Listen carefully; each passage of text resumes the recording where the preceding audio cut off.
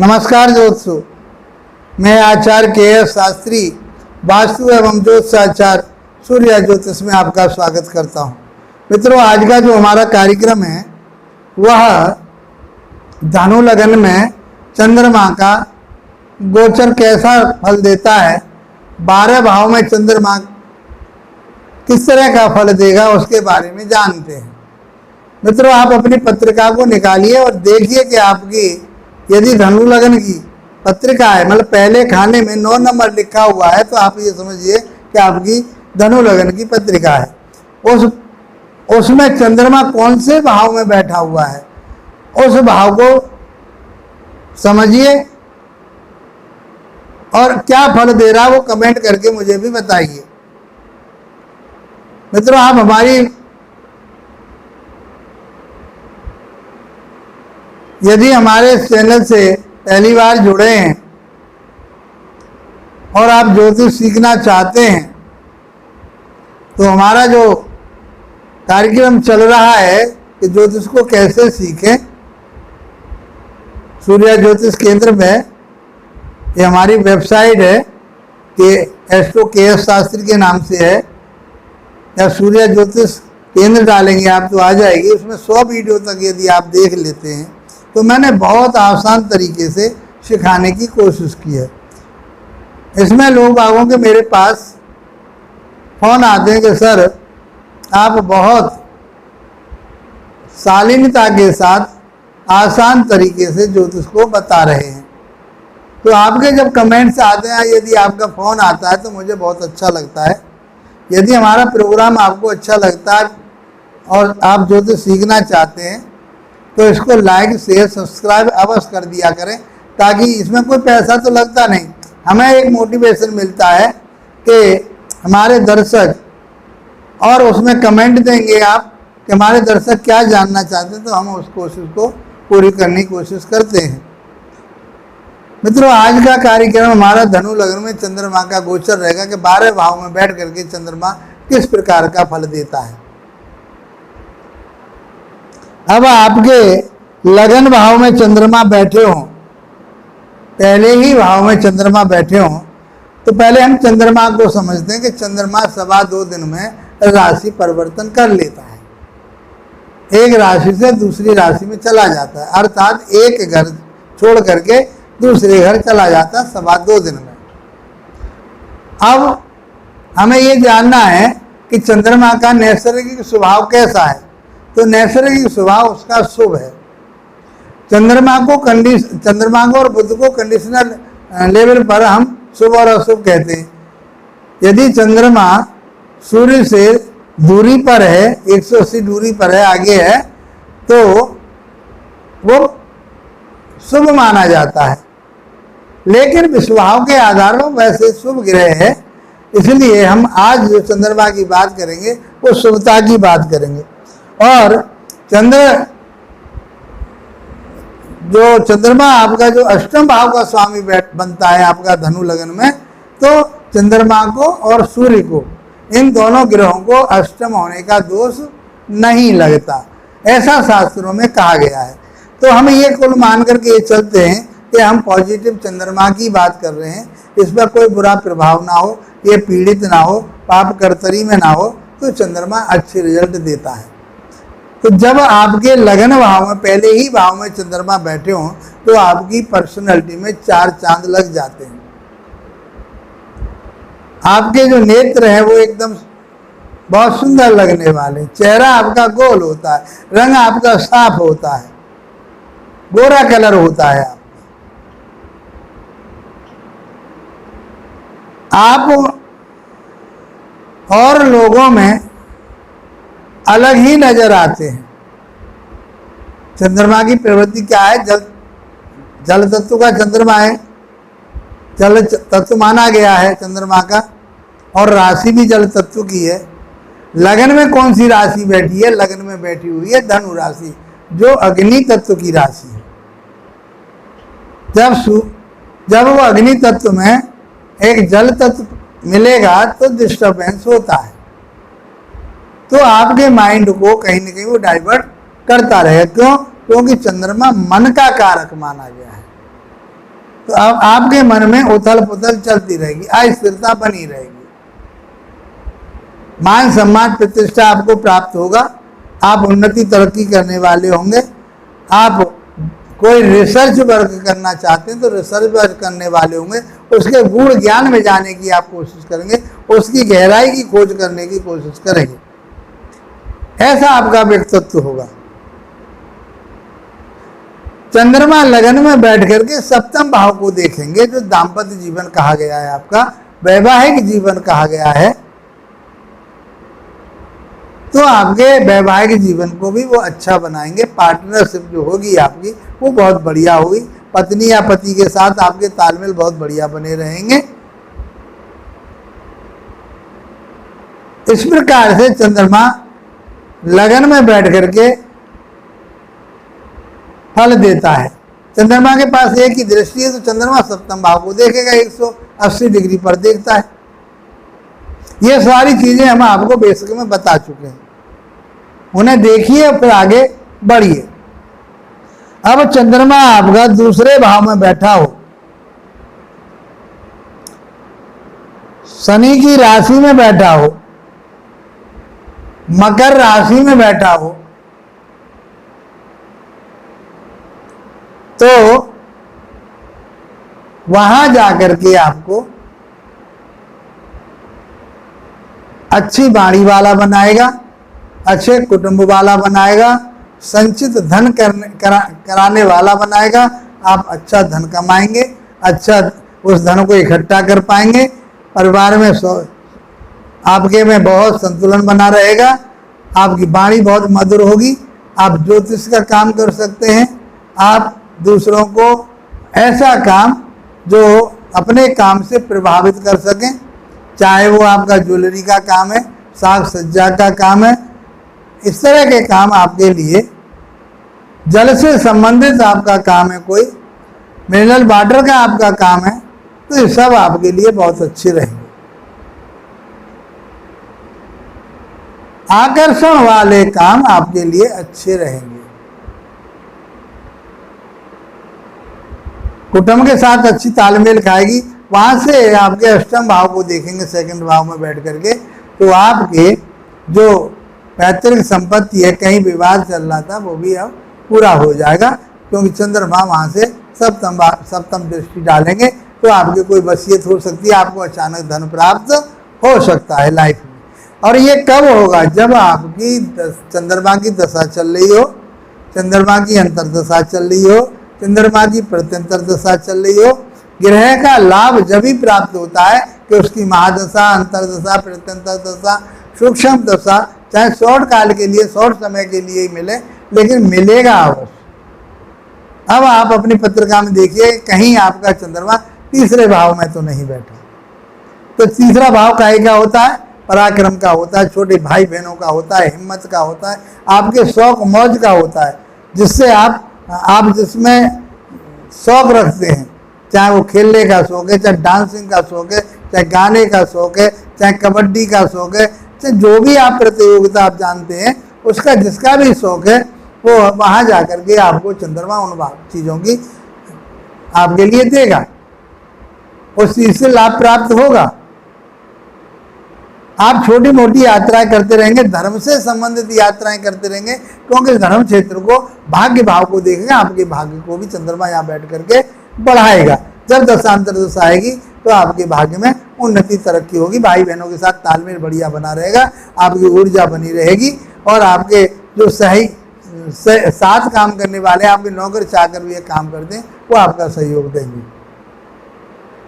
अब आप देखिए, जन्म पत्रिका में चौथे भाव में यदि चंद्रमा बैठे हैं तो वो किस प्रकार के फल देंगे। चौथे भाव में चंद्रमा बैठ करके इनके ये काल पुरुष की राशि में इनका स्वयं का घर होता है, और यहाँ पर दिग्बली भी होते हैं चंद्रमा। लेकिन एक बात है, कारको भाव नाशे वाली बात कही गई है, तो हम उसकी तरफ ज़्यादा नहीं जाएंगे। क्यों कि एक चंद्रमा से रिजल्ट पूरा नहीं हो रहा, और भी ग्रह होते हैं, उनका जब संपूर्ण विवरण इसी तरह से उनको भी मिला करके आप जब करोगे विश्लेषण, तो आपको सटीकता मिलेगी। अब तो हम जो है लगन के आधार पर आपके लिए उस लगन में वह कहाँ का मालिक है, वो आपको कहाँ बैठा हुआ, आपको क्या रिजल्ट दे रहा है, उसकी बात कर रहे हैं। केवल बात ये हमारी पूर्ण इसको विश्लेषण ना माने आप, कि पूरा एक ग्रह की बात कर रहे हैं कि आपके लिए ये अच्छा ही करेगा। तो कुल मिलाकर के आप जब देखोगे सूर्य कैसा फल देगा, मंगल कैसा फल देगा, इन सबको ऑल ओवर देखोगे तो आप ये पाओगे कि हम जो फलित कर रहे हैं, जो हम विश्लेषण कर रहे हैं, वो हमारा बहुत 100% की तरफ को जा रहा है। आप बहुत सटीकता से बता पाएंगे। चौथा भाव माता का होता है, भूमि भवन वाहन का होता है, आपके दोस्तों का होता है, प्रजा का होता है। तो आप उन सारी चीज़ों से खुश रह पाएंगे, आप इनसे लाभ उठा पाएंगे। भूमि भवन वाहन आपके लिए प्राप्त होगा, माता का सुख प्राप्त होगा। ये बात आपको समझनी है। वहां से 10वें भाव को देखेंगे और 10वें भाव में जो राशि है वो बुध देव की है, तो आपका व्यवसाय बहुत अच्छा चलेगा। आप पानी से संबंधित, जल से संबंधित, मिठाइयों से संबंधित, दूध से संबंधित काम करते हैं, तो उससे बने हुए चीज़ों से का कोई आप व्यापार करते हैं, तो आपको 100% लाभ प्राप्त होगा। अब मैं बात करूं आपके चंद्रमा की, जब पंचम भाव में बैठा हो, रोमांटिक ग्रह माना गया है इसको, आपके लिए एक रोमांच की तरफ को ले जाएगा, आपके लव रिलेशन की तरफ को ले जाएगा। लोग आपके साथ जुड़ना चाहेंगे, आपके साथ अच्छे संबंध बनाना चाहेंगे, क्योंकि पंचम भाव से इसको देखते हैं। और पंचम भाव प्रेम का होता है, पंचम भाव आपके विवेक का होता है, पंचम भाव आपकी संतान का होता है, पंचम भाव आपकी शिक्षा का होता है, पंचम भाव आपके शेयर मार्केट का होता है, मार्केटिंग का होता है। तो ये सारी चीज़ें आपको वहाँ पर चंद्रमा बैठेंगे तो ये सब चीज़ें आपको प्राप्त होंगी। कब प्राप्त होंगी? जब दशांत दशा प्रत्यंत दशा इनकी आएगी। यही बात देखनी होगी, हर ग्रह की यही देखनी होगी। दशा किस ग्रह की चल रही है, अंतर्दशा किस ग्रह की चल रही है, और वह ग्रह कौन से भाव का स्वामी है, उस समय में उसी भाव से संबंधित फल प्राप्त आपको होंगे। ये बहुत सटीकता का नियम होता है। पाराशर ऋषि ने बहुत आसान तरीके से इसको समझाया है कि एक कम पढ़ा लिखा आदमी भी, मतलब इसके पास शिक्षा ज़्यादा नहीं है और वो सिद्धांतों को समझ ले, तो वो अच्छी तरह से इन सारी चीज़ों को बता सकता है। पंचम भाव में बैठ करके 11वें भाव को देखेंगे। 11वां भाव आपकी बढ़ोतरी का है, उन्नति का है, तरक्की का है। तो आपकी शिक्षा में बढ़ोतरी होगी, आपके प्रेम संबंधों में बढ़ोतरी होगी, आपके शेयर मार्केट में बढ़ोतरी होगी, आपकी संतान में बढ़ोतरी होगी। मतलब इवन पंचम भाव से संबंधित जो भी चीजें हैं वो आपको प्राप्त होंगी। अब आपकी जन्म पत्रिका में 6ठे भाव में यदि चंद्रमा बैठे तो अष्टम भाव के स्वामी 6ठे भाव में चले गए तो कोई बुरा प्रभाव नहीं देंगे। आप समझ पा रहे होंगे कि वो क्या प्रभाव देगा।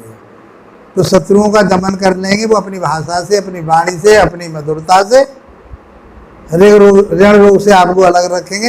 हो सकता है आपको कफ विकार हो जाए जब कोई उसके ऊपर नेगेटिव प्रभाव हिट कर रहा हो।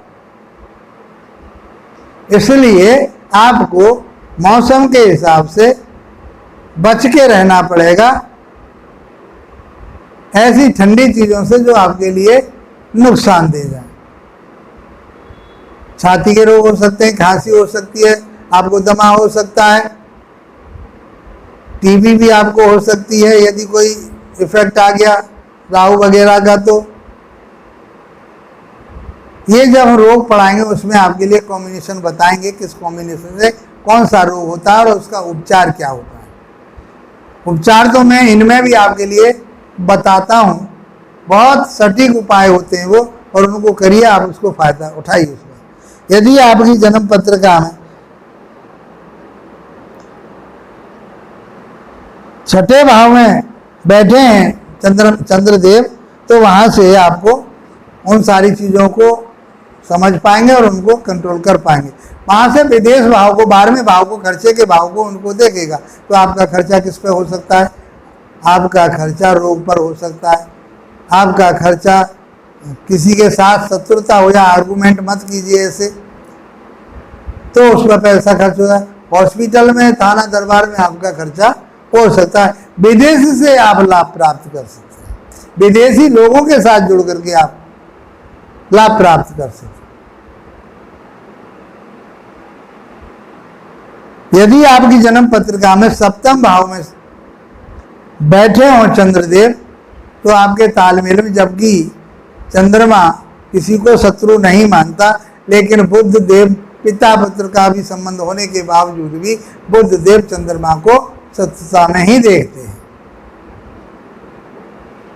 यदि इसके ऊपर कोई बुरा प्रभाव आता है तो पति पत्नी में आपस में तालमेल में कमी आ जाएगी, पार्टनरशिप में आ जाएगी। लेकिन चंद्रमा हम मान के चल रहे हैं शुभ ग्रह है और आपको शुभ परिणाम देगा, तो इसलिए पार्टनरशिप बहुत बढ़िया चलेगी, आपका व्यापार बहुत अच्छा चलेगा, आपके दाम्पत्य जीवन, आपका वैवाहिक जीवन भी बहुत बढ़िया चलने वाला है। आप लंबी यात्राएं कर सकते हैं, आपको लाभ प्राप्त हो।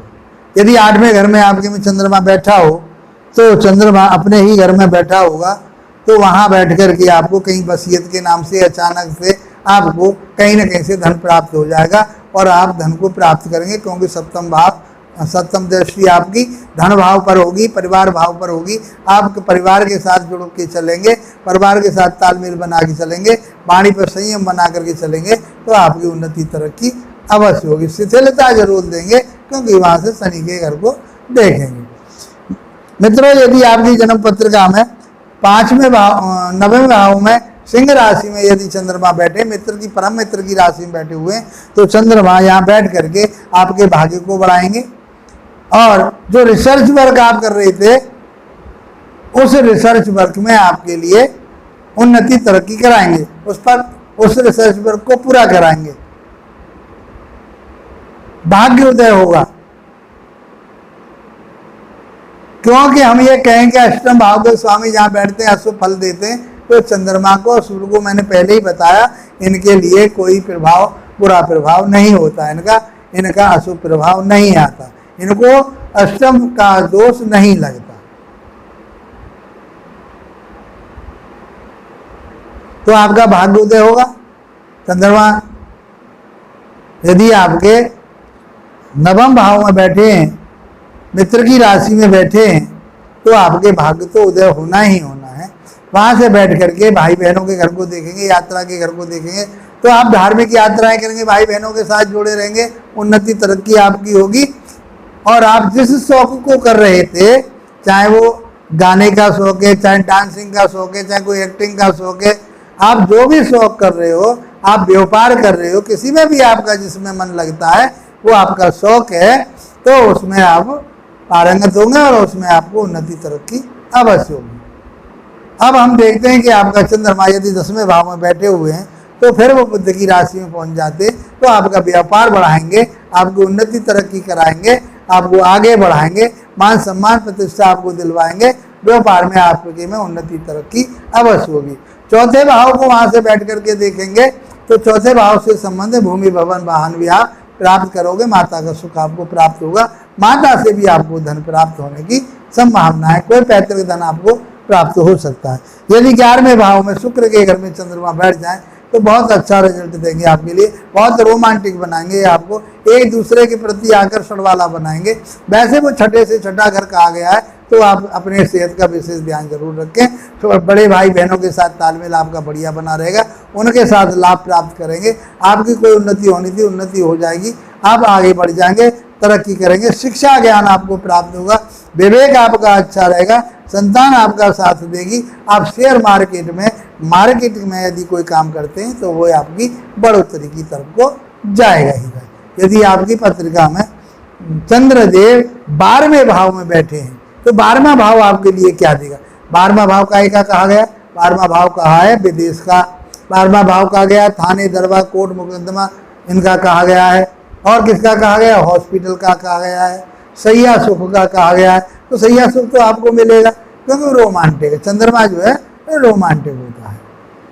अब वहां बैठ करके आप अपने आप कंट्रोल करके चलें, किसी के वाद विवाद ना करें, आप ऐसी ठंडी वस्तुएं ना खाएं ताकि आपको कोई रोग घेर ले, कोई परेशानी आपको आए। इसलिए आपको सोच समझ के वहाँ चलना होगा। आप विदेश में जाकर के धन कमा सकते हैं, आप उसका लाभ उठा सकते हैं। आप कोई गुण ज्ञान की तरफ को आप जा रहे हैं तो उसका भी आपको लाभ प्राप्त हो सकता है। मित्रों, बहुत आसान तरीके से मैंने आपको धनु लग्न की पत्रिका में चंद्रमा का 12 भावों में बैठ करके क्या प्रभाव रहेगा आपके जीवन में वो मैंने बताया।